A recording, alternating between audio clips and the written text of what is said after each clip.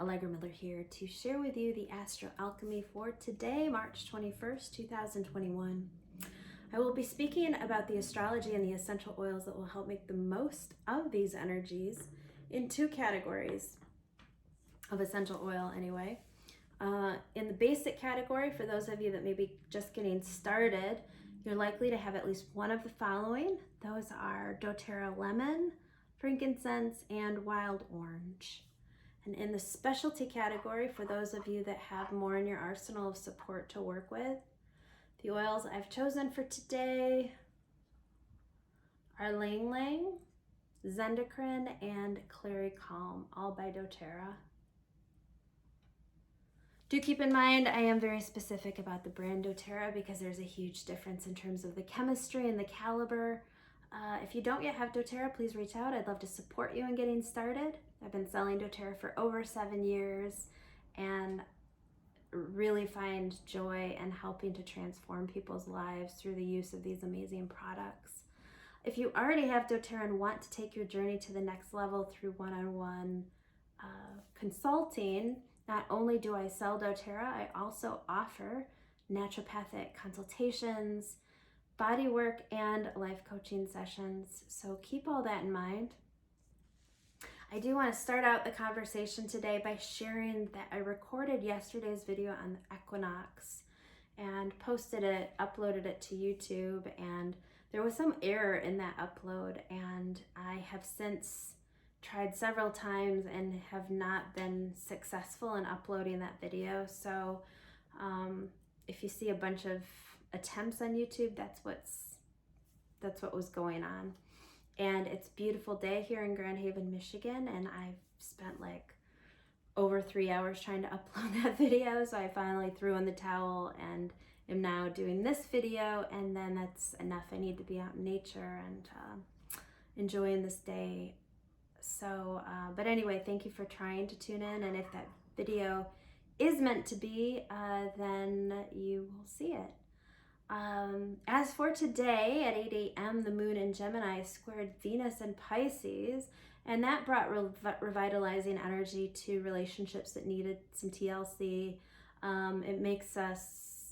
It brings creativity to the mix. It can make moodiness a possibility, overindulgence a possibility, and possessiveness a possibility. So that's what's up there. At 8:14, the moon went into Cancer. Under the influence of a Cancerian moon for the next few days, we'll be feeling more homebody energy, more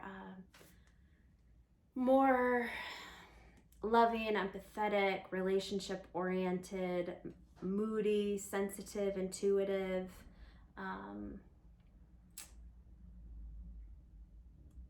domestic things will be highlighted and emphasized. We'll be feeling more caring, nurturing, and Cancer is very much a leader. It's often not perceived that way from an outward standpoint because they're soft and sweet, but they are definitely a leader of the zodiac and a cardinal sign. So anyway, we'll be under the influence of Cancerian moon for the next couple of days. At 10:15 a.m., Aries, or Venus, went into Aries, and Venus is the planet of love and relationships. So this is going to put a different spin on love than what we had been in, which was Pisces. And I know I've talked at length about Venus being in Pisces, which was just such a good energy for just being feeling oriented and really feeling into the needs of others, etc. Aries is less feeling oriented. Aries is more about being direct, what's happening now, not so much attention on what was happening in the past, or sentimental or old wounds, feelings. Aries is all about right now, what's happening, let's get on with it. More direct, more action oriented. Venus in Aries is going to be more independent, more potentially impulsive, spontaneous, courageous in love. I guess that's all I'll speak about that. Overall, it's a good energy. It's a bold energy. The half moon in Cancer occurred at 10:57 a.m. exactly, and at 8:10 p.m. tonight, Mercury in Pisces sextiles Uranus in Taurus.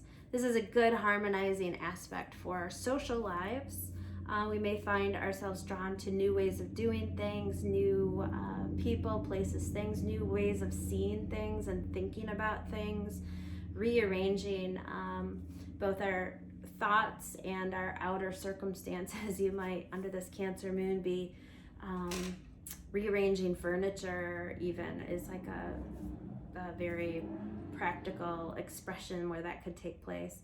All right, at 9:18 p.m., Mars in Gemini trines Saturn in Aquarius, and this is a very super harmonious aspect. Mars having this conversation with Saturn is a very good time to follow through, get things done, get focused, and take action. I'll probably talk more about that in tomorrow's video, but I'm trying to keep this one short to make sure it uploads.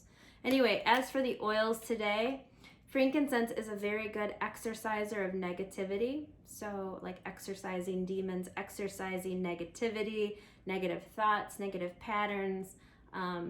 Yesterday was the equinox, so we're still in that energy of this new cycle being birthed forward. Frankincense will help you clear the sludge. It's like an internal house cleaning. I suggest taking it in all three ways: aromatic, topical, and internally.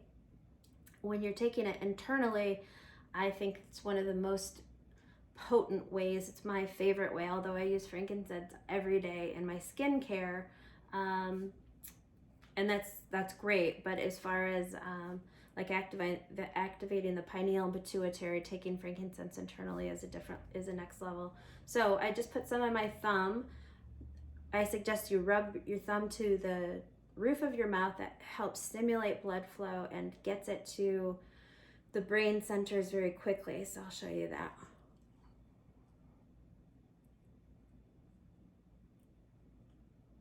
And I know it looks funny, and for the sake of this video, I'm not going to continue doing it forever, but the reason you're rubbing that in is it's going to pull the blood flow there, and frankincense has a miraculous way of crossing the blood-brain barrier very quickly.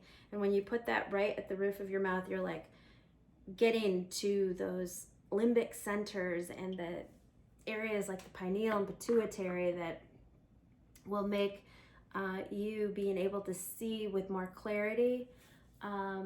It helps clear the brow chakra, so making you more spiritually in tune. It's a good harmonizer. I picked wild orange and lemon. Lemon, one, because we're going into spring. It also matches my outfit. No, that was an accident, but anyway. Lemon, taking internally, helps to alkalinize the system, which makes your body more like an alkaline environment is more likely to higher vibrational thoughts, words, actions, less prone to disease. So the more alkaline you can get your body, the better. Taking this internally in glass, not plastic, if you're putting it in water.